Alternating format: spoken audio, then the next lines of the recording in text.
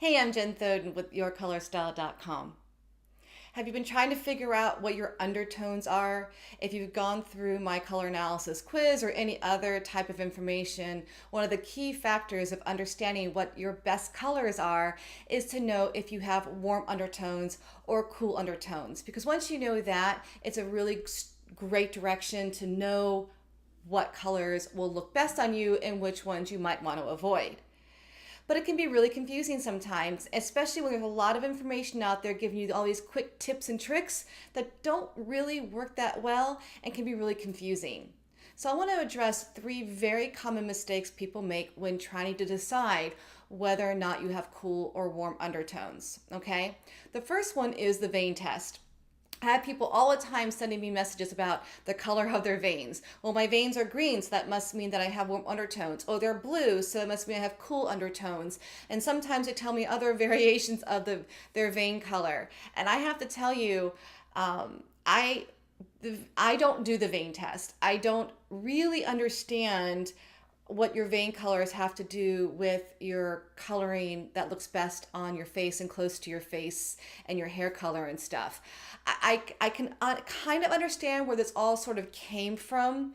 I'm not saying that the people who use the vein test are wrong, but I also think that's very confusing. So unless you have somebody next to you that is very different from you that you can compare your veins to, that's the only way you might be able to tell whether or not you are cool or warm. But really, it it's not enough. It's not enough information to help you really understand whether or not you have cool undertones or warm undertones. Okay, so in my opinion, ignore the veins. There are a lot of other ways that are better and easier for you to figure out if you have warm or cool undertones. I'll talk about the easiest way for you to figure things out in just a second. The second mistake that people make is assuming that their makeup has something to do with their undertones. And here's a perfect example of how this can go wrong, especially if you go to a makeup counter and they give you a kind of warmish foundation and you think, oh, well, then I must have warm undertones. Well, that's not really true because if you think about it, someone who has olive skin tone, which has kind of a yellowish tint to it in a way, and if you were to go to a makeup counter, they might give you foundation that seems kind of on the warm side.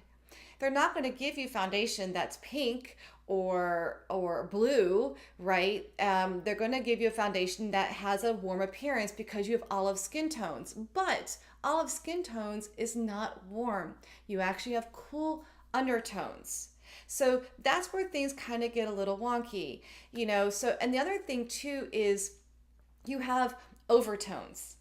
So a person may have warm undertones and look really great in colors on the warm side of the color wheel, but when you go to the makeup counter, the goal of a foundation is to even out your skin tone. So if you've got pink blotches or rosacea or some kind of imperfections in your skin, the goal of the makeup artist is to even out your skin tone, and that makeup foundation color may be flattering on your skin, but has really nothing to do whether you have cool undertones or warm undertones. Okay, it has everything to do with evening out your skin tone, which is more about the surface and not what's underneath. All right, so your makeup foundation isn't always a clear indicator if you have warm or cool undertones.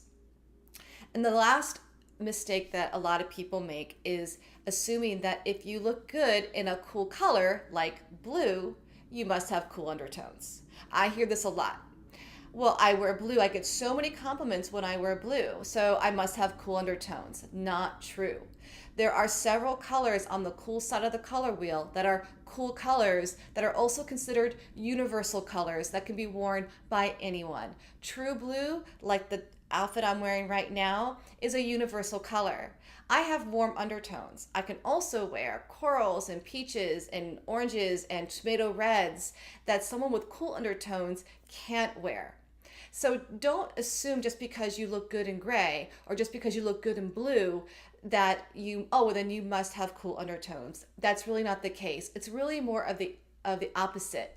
If you can wear and you get compliments in gold and golden tones like golden yellows, golden browns, tomato reds, then you likely have warm undertones. But if you really just don't look good in it, you don't feel right in it, you don't ever really get compliments in it, and you actually look better in silver, you likely have cool undertones. And so that is really my biggest tip for you when you're trying to figure out whether you're warm or cool.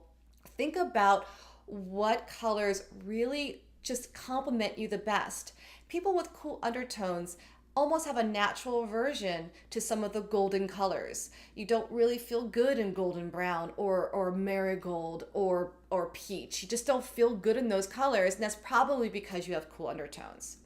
Now, if you're still confused and need a little bit more help, I do have a free quiz out on yourcolorstyle.com that can walk you through step by step how to help you figure out your color type, which includes not only just your undertones, but also your level of chroma and your depth, and you can really understand what colors will look best on you. So there's a link in the description below this video you can check out. I hope this was helpful.